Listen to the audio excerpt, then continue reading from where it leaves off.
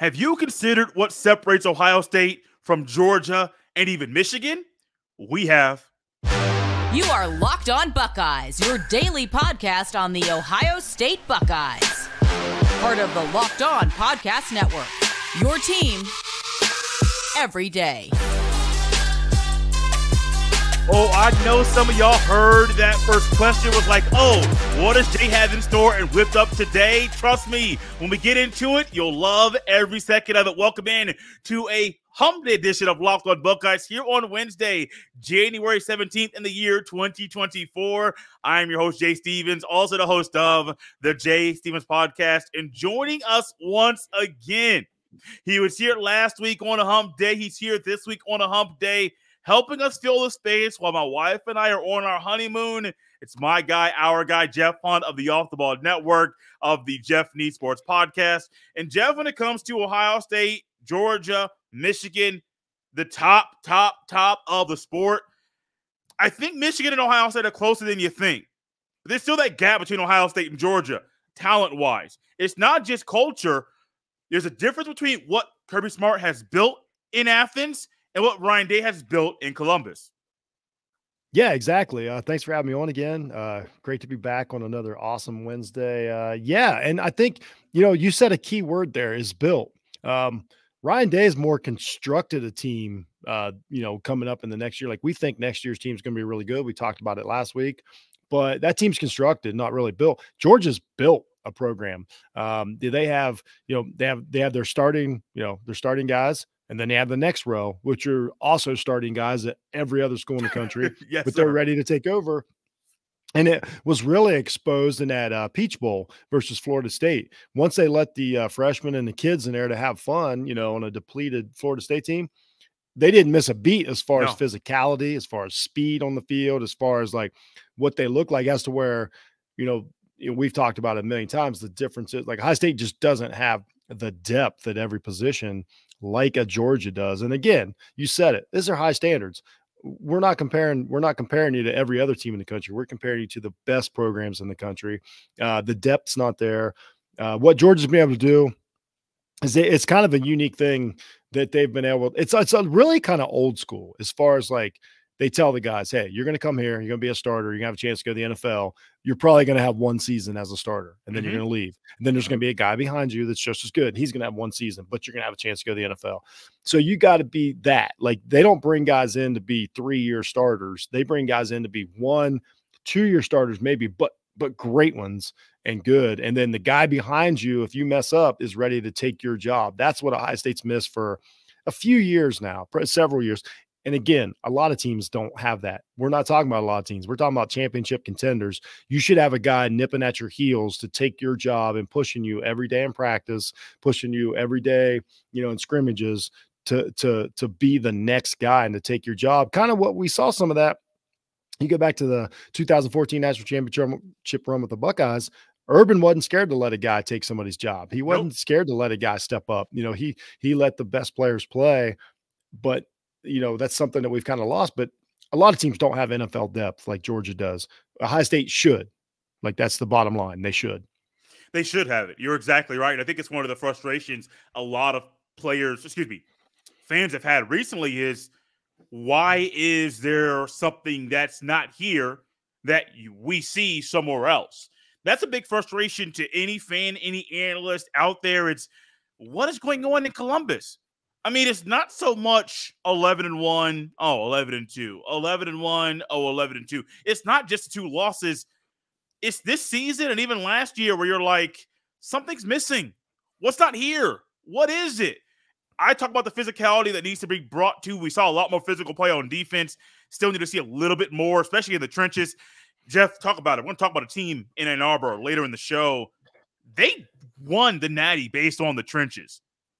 Yes, you hit on it. We talked about it. Secondary play was good for the Wolverines. But, man, they won that game up front. Offensive line, defensive line, that's how they won the game. I want I'm not going to say a need, but it needs to happen. Need to be more physical on the defensive and offensive lines. But, man, the physicality that you see down in Georgia, the players, like you and I watch football. We've watched football for years. there's a type of player, when you look at a guy down in Alabama, you're like, oh, he looks like an Alabama linebacker. He looks like an Alabama defensive lineman. There's just a look to them. He looks like he is a Georgia X, a Georgia Y. He looks like he belongs there. There used to be, Jeff, that guy looks like an Ohio State linebacker. Yeah. There used to be a look and a mindset and a feel when you look at somebody play and say, oh, he looks like an Ohio State linebacker. And I'm only bringing that position up because Ohio State in the upcoming year, they're going to have two new starting. Cody Simon started a little bit, so I can't say two new starters, two full-time starters. Let's say that.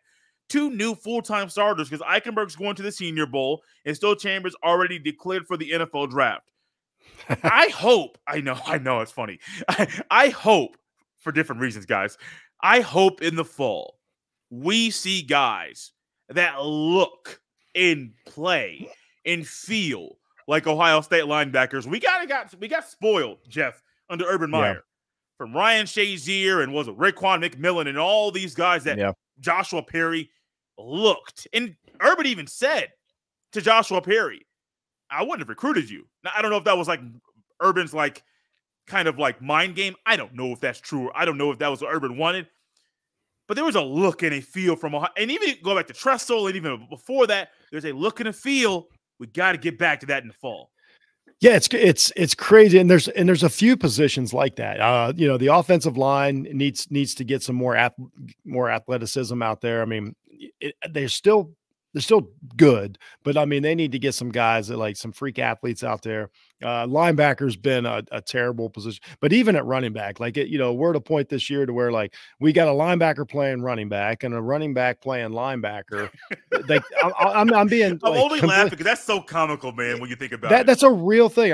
I just said that about a team that again competes for a national championship. It's kind of embarrassing. Like where is the depth? Where are the bad guys, at linebacker and running back should be really good, like they are with all these other teams. It's I don't know how the ball got dropped. I don't know what they're missing. I don't know what's going on in recruiting or transfer portal or whatever. They just can't get it. Every time, we put a decent secondary together last year and they played really well. As soon as a guy would go down, I was like, you had to start thinking. We never watch a Georgia-Alabama game, and if a safety or a cornerback limps off the field, we never like, well, that's like they're in trouble now. Like we know that they've got a young guy that's going to be ready to step up and go in there. And it's just crazy how Ohio State's it's just like a cycle of like, okay, we're going to have these guys for this long, and hopefully we get somebody to replace them, as to where it should be like. It should, their second unit ought to look like the first unit of almost every other school. It kind of blows my mind. The linebacker position is just like we could do like show after show after show and like what's going wrong with the linebacker position. Because why wouldn't you want to play linebacker at Ohio State right now? And you're going to have a blast. You know what I mean? You're not sticking your head into the line of scrimmage. Like you get to run around, you get a tackle, you get a blitz. You get to defend the pass. Like it's a great position in Ohio State right now. That's a big, and we've said it. How many times have we said it? Like last year was even worse. When I say last year, I mean 2022. I don't think we had a defender that could have played for Georgia. That's insane to think that you were in a game, could have beat the defending national champ, and also they probably wouldn't want any of your defensive players to start for them. Maybe Hall, maybe Williams. When Williams is at his best. Like that's crazy. There ought to be interchangeable pieces, to these other schools. Like I think back, you talked about Urban Meyer. I think back like a Takeo Spikes.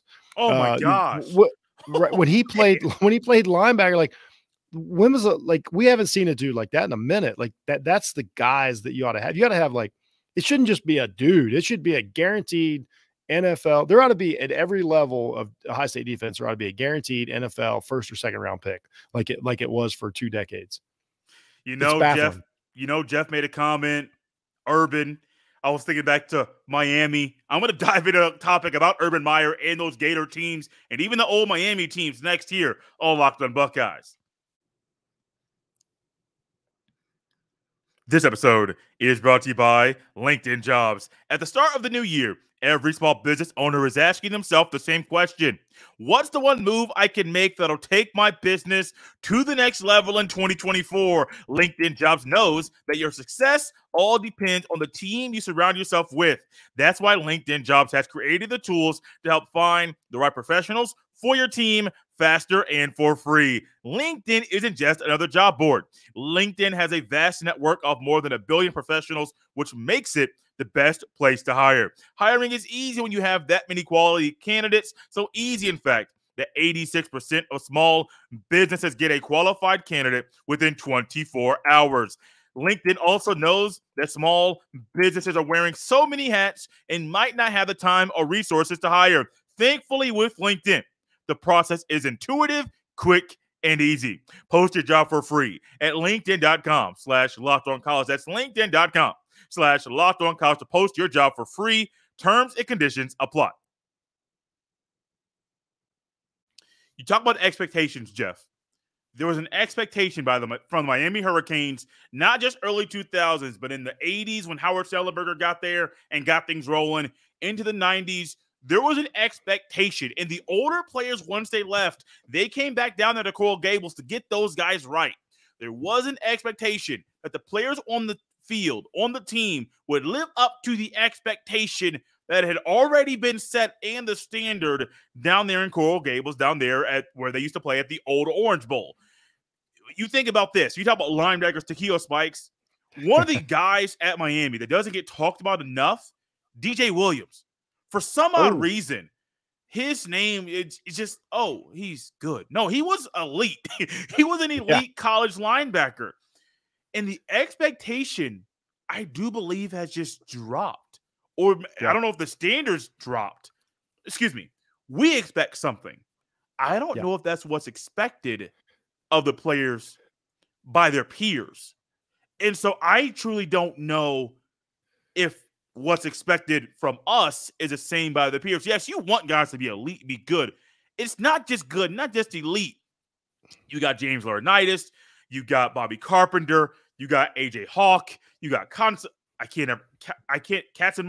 I can never say his name properly.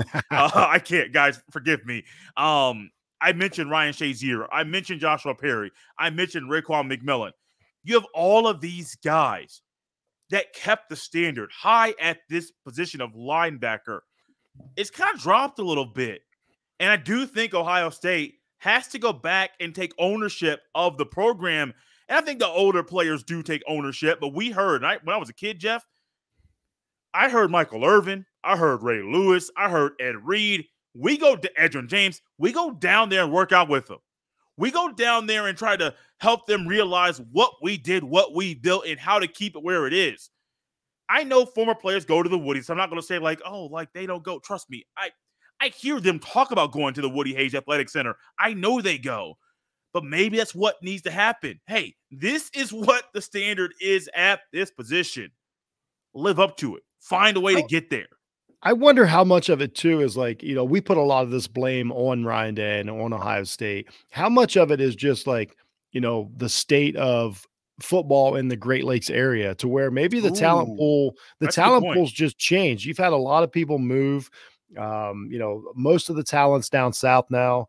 It's just that's just the way things have went over the last few decades.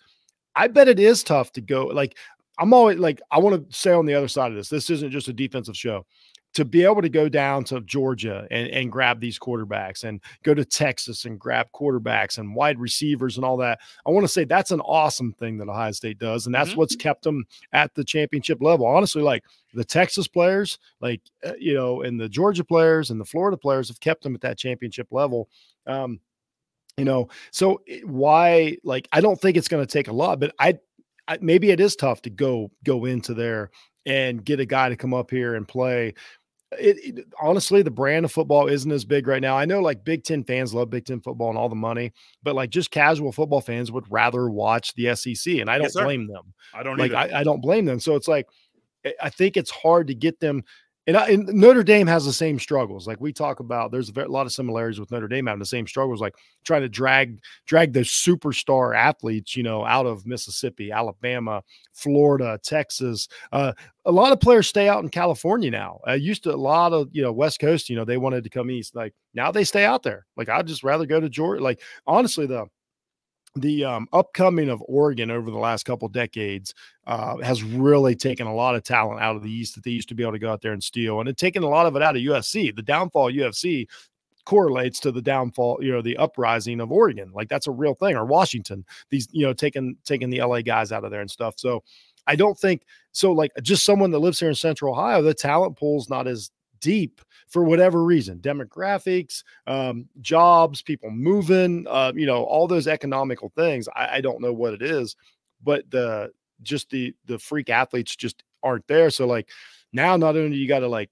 spend all season begging a quarterback to come play for you, now you got to go to Georgia's backyard and ask a guy that, and we just talked about, if you go to Georgia, you're like, hey, I know I'm going to get one season and a shot at the national title. Like I'm guaranteed that if I go to Georgia. If I go to Ohio State, I might play for 3 years and have 300 tackles and get a shot at the NFL.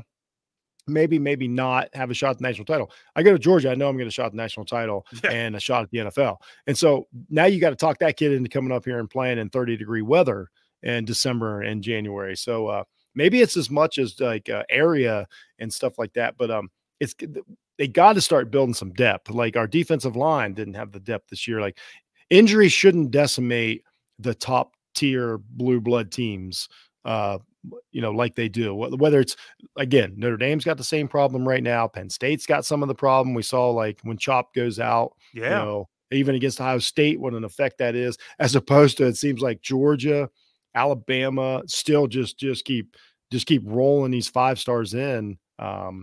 I don't know I'm not smart enough to know what the answer is, but I know that Ohio State's got to fix it because the attrition, and by the time they get to the Michigan game, when you're down athletes, it just kills you. As to where like Georgia, it seems like if you give them a week off or they play one of those FCS opponents or something, like it feels like they're reinvigorated. Like it's a video game. It's really something to see.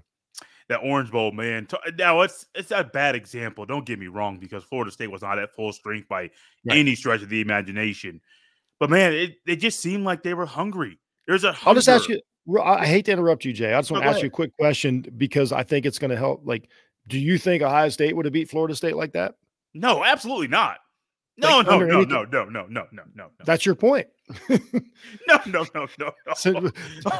Jeff, they beat Indiana 23-3, and they had a whole offseason. Offseason. Why am I getting frustrated? Because that is where we are right now with Ohio State. In that game, I don't believe Ohio State would have beat Florida State 63-3. I don't think they would have scored 50 points. I don't know if they would have scored 40 points. That's how off things are right now. Yeah, exactly. I knew that's what you're touching on. I hated to bring that up, but I knew that like that's like I keep saying this. I just ask questions in reverse. It's that simple. All the excuses that people make that Georgia did that blew the Florida State team out that didn't want to play and all that. I'm like, that's fine. Ohio State wouldn't have. That's what this literally what this show is about, is saying like Ohio State not only wouldn't have, couldn't have, like didn't have the ability this year to take advantage of a weakened team like that. That's exactly what me and Jay are sitting here trying to tell you, is that Georgia just rolls some dudes out there and goes 63-3 in a game that they didn't care about either, by the way. Like they were disappointed. And here's the thing. Kirby Smart's won 2 national championships in a row. He barely loses. They weren't out there to prove a point. This wasn't like, we're going to show you game. No, they were just going through the motions, 63-3. Against the depleted Florida State team. When Ohio State goes through the motions, it don't look like that. Ohio State goes through the motions, it looks like the Cotton Bowl. That's what we saw when Ohio State goes through the motions right now. They got to, look at the difference. Look at the difference. Georgia rolls through 63-3, laughing, having a good time. Freshmen are getting in, scoring touchdowns. Ohio State plays, Missouri in a game that they ought to be, giving it a pretty good effort. Wound up with a true freshman quarterback, can't get a yard, running back looks, we got guards playing center. Like they look like the depleted team. No, it wasn't because dudes were sitting out, just because they weren't that good. Like we're talking, there are miles difference between those two teams. Jeff, there's a mindset that is different between the two teams. And I think that's something that can be fixed. Maybe not at Ohio State the upcoming season, but over the next 2 to 3 years, there's a mindset shift that needs to be infiltrated into the Woody Hayes Athletic Center and the football players there. We'll dive into that next on Locked on Buckeyes. This episode is brought to you by FanDuel Sportsbook. The NFL playoffs are here, and an easy way to have fun and to get in on the action is to do it with FanDuel, America's #1 sportsbook. Right now, new customers get $150 in bonus bets guaranteed when you place a $5 bet. Guys, that's $150 in bonus bets, win or lose. The app is so easy to use, and there are so many different ways to bet, like live same-game parlays. Find bets in the new Explore tab. Make a parlay in the Parlay Hub, which is the best way to find popular parlays and more. So visit FanDuel.com/lockedon. Once again, make sure you visit FanDuel.com/lockedon and make your first bet a layup. FanDuel, official partner of the NFL. This episode is also brought to you by our friends at Jase Medical. I know we come to sports to escape from some of the crazy realities of real life, but can we talk for just a minute about preparing for real life? According to the FDA, pharmacies are running out of antibiotics like amoxicillin right in the middle of the worst flu season in over a decade.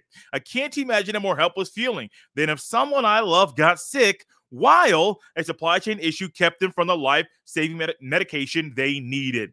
Thankfully, we'll be okay because of Jase Medical. The Jase case is a pack of 5 different antibiotics to treat a long list of bacterial illnesses, including UTIs, respiratory infections, skin infections, among others. This stuff could happen to any of us. Visit jasemedical.com and complete your physician encounter. It will be reviewed by a board-certified physician, and your medications will be dispensed by a licensed pharmacy at a fraction of the cost. It's never been more important to be prepared than today. Make sure you go to jasemedical.com and use offer code LOCKEDON. Once again, go to jasemedical.com and use offer code LOCKEDON to get $20 off your order. Now, what I'm going to say next is not me saying there are not players at Ohio State that don't have that lay it all on the line mentality. I am not saying that at all. So don't come out here and say, Jay is saying these players that. I'm not saying that.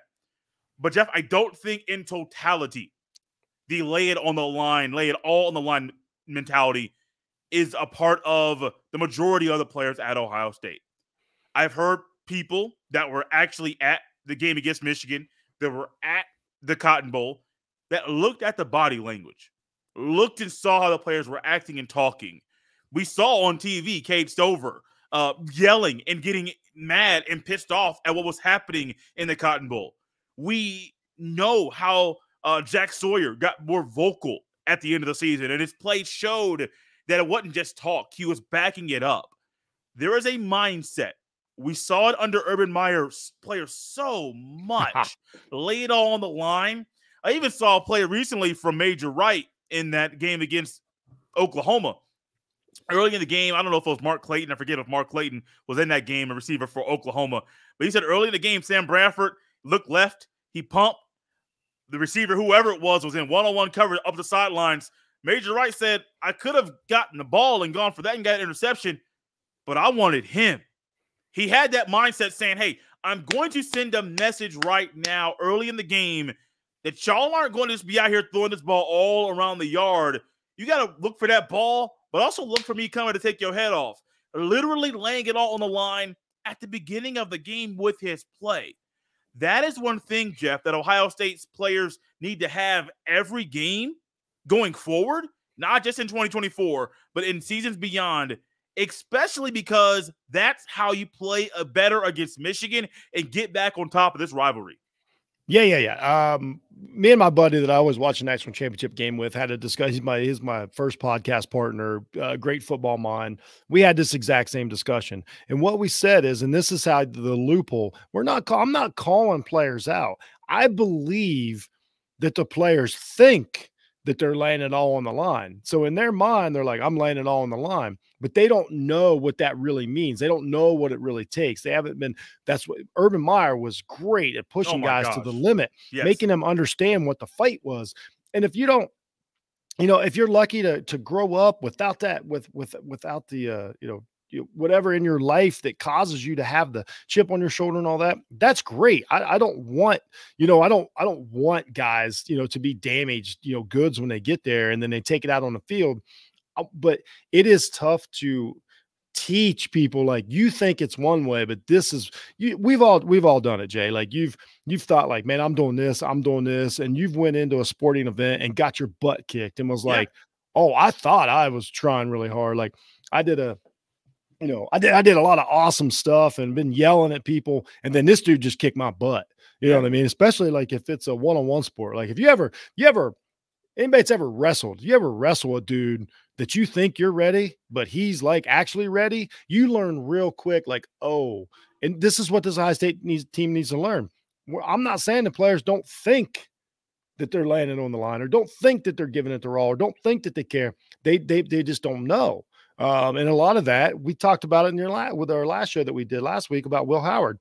This might be a guy that understands, like, no, you think you know what a fight is when it's close at halftime to Rutgers or something, but like, you don't know what a real fight is. You know what I mean? Like when things are equal and you gotta dig your way out of a hole and all that. So like, that's on Dan and the coaching staff to instill this over the summer, instill it in the spring, get them fighting each other, get them mad.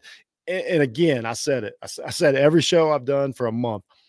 Anybody on the Ohio State team right now that don't have motivation and isn't ready from the start of the season, and I said it, like, to act like he's trying to free like his family from being taken hostage, like, and taken, you shouldn't be. This is not the team for you.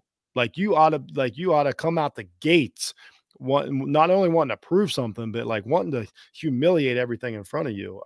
That's on the coaching staff to instill, not just like, I'm tired of hearing like, yeah, awesome, cool videos that you make, hype videos and all that. I'm not talking about that. I'm talking about real stuff. I'm talking about guys like being unhinged at practice, like guys having to calm down, like guys having to take a step off the field because they got too intense, like stuff like that, like real stuff. But here's the thing. You can stay at that level once you get to that level. Like you can realize, like, oh, I can play at another level. And if they can, and once an athlete reaches another level, he can stay there. He just has to break through barriers. And this team just has to, I think they did it this year on defense. I think they broke a couple barriers, and I think guys did level up. And I really do. I'm like I say, I'm as optimistic as ever, but it's time. Like this is it. Like when you go into, when it's you're playing that team up north again next year, like it's from the second that whistle blows, like you have to be fighting for your life. That's it, man. You got to fight for your life. Ryan Day is out here coaching for his life, preparing a team to go to battle in the fall. And look, these players this year, you have to – Jeff, there's a thing. We're talking about your mind. Yeah. You got to get your mind right. You got to get your body right.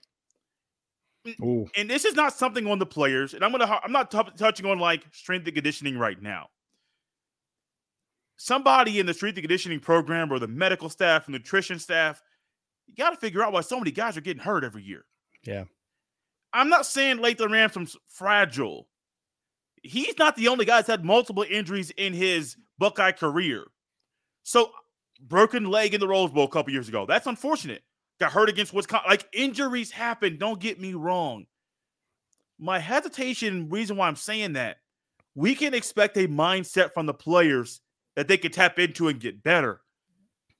We also need to see some stuff from inside and saying, why are these guys getting hurt? So is it the body? Like some people's bodies just get hurt more than others. Okay, cool. It's their physical body is a reason why. Okay, cool. Maybe they want to keep playing football and keep getting hurt, but make millions. I don't know. I don't know the answer to that. But we got to figure this out. Like you and I have talked, I think ever since we've done this show together. I've been doing this show since 2020. Strength and conditioning, physical look of players, the mindset of players, that's been something that's been a staple of these conversations we have had. I think the mindset shift can change. You talk about it on defense. We saw it on offense, man. I was not very high on Simmons at left tackle early in the year. At the end of the year, he's one of the better offensive linemen Ohio State had. You didn't really hear many penalties being called, or didn't really see him missing many blocks or just simply whiffing. Yeah, there was some communication issues, but I think that was because collectively the unit was still trying to figure things out as a unit in games 10, 11, 12, and 13. Definitely 13 because there was a shifting there that is still very baffling to me. There's a mindset of the players, but also a mindset of the coaches. Yeah. You are expected to beat Michigan when you play. You're not going to win all the games. Don't get me wrong, Jeff. I'm not stupid and think you're going to win all of them. But you're expected to win. But if you lose, lay it all out there. Yeah. We expect a lot of these players. Some of that has to go on the coaches too. These coaches got to figure out physically, are the players up and physically able to play? But two, are we doing everything we can to have the players prepared to play football and go to battle every Saturday? It's not just a game. It's a battle. It's a war on a football field. The coaches got to be ready for this too. Oh yeah, a ton of it's on them. The physical part of it is just need more competition. Like the guys just got to compete more. At every angle. And this is another thing we talked about. This is what started the show. If you have more depth too, you also with the rotations and stuff can, like if you watch what Michigan did, on the defensive line, throw a lot of guys at you. Guys can come in and out, more like an NFL type thing. That few seconds maybe that saves an injury or whatever. Like yeah. Like again, when your roster's deeper, you can get some. Maybe we don't, because here's what I'll give another benefit of the doubt. I don't know how often these guys go into the game and they're like, man, I'm rough. Like my hip ain't right, or my knee ain't right, or my ankle ain't. But guess what? They got to play because the guy behind them can't. There isn't nobody behind them. So we don't know how often they play dinged up, so to speak, because it's not the NFL. They don't have to tell you. So I think some of that's part of it, but obviously like. The strength and conditioning part of it, I think it's kind of obvious. I hate to say that. Nothing against these guys. They're a better athlete than could ever dream of being. But there's a physicality, there's an aggressiveness that's just, and it's gotten better since Knowles has got there. Like the defensive side's gotten better. The offense, super talented. Again, we're nitpicking here. We're not trying to say Ohio State needs to be better than Boise State. We're not trying to say Ohio State needs to get to Notre Dame's level. We're trying to get to Georgia level, to where we thought we were 10 years ago, to where like it's sustainable now. Like, like Alabama's disappointed because they've just went 3 years without a national title and they're just struck by it. You know what I mean? We need to get to the level to where you're like a failure is not winning the national title, not just not beating Michigan. So yeah, there's a lot to work on, but also I think there's a lot there to build with. It's a quick fix. That's the thing about college football. It's a quick fix. Like there's nothing to panic about. Like guys can get better quickly. One coach can come in, things get better quickly. Transfer portal, things get better quickly. So it's, it's not doom and gloom at all for Ohio State right now. Like if they're anything, they're a playoff team. They're going to be a playoff team next year. If not, then we'll be having a whole different show. But so, but yes, but we want to get to the upper echelon. We want to get to the walk through 63-3 victories like we had, several years ago. Don't want to think about not making the playoff in a 12-team playoff, Jeff. I don't want to think about it. It's not a world I want to live in, Jay. It's not a world I want to live in. We're not going to discuss that topic. One reason we don't want to, and two, we're up out of time. You can follow Jeff on X at jhunt006. You can follow me on the same platform at jstevens07. Got a lot more good stuff coming your way the rest of the week. Make sure you follow and subscribe Locked on Buckeyes on the YouTube and wherever you listen to your fine podcast.